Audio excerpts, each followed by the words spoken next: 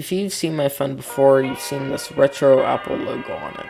And I'm really into retro Apple stuff, so I decided to further that by getting these cool skins, which look like a retro Apple II.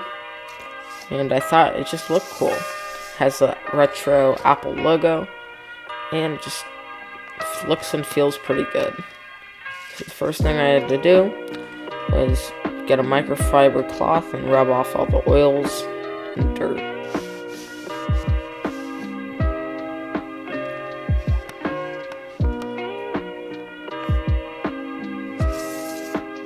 Next, I just peeled it off and got to work.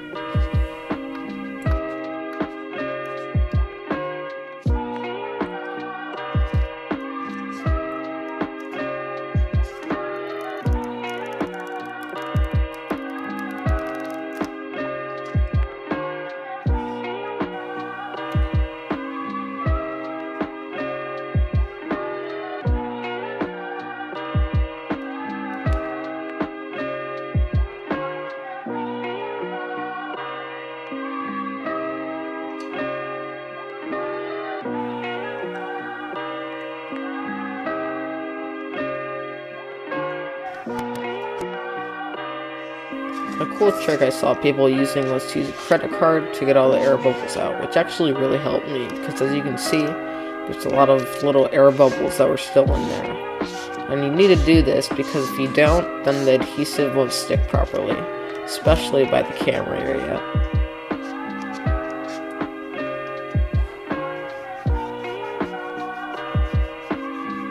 Then I just continued with my adhesive and just started on the sides.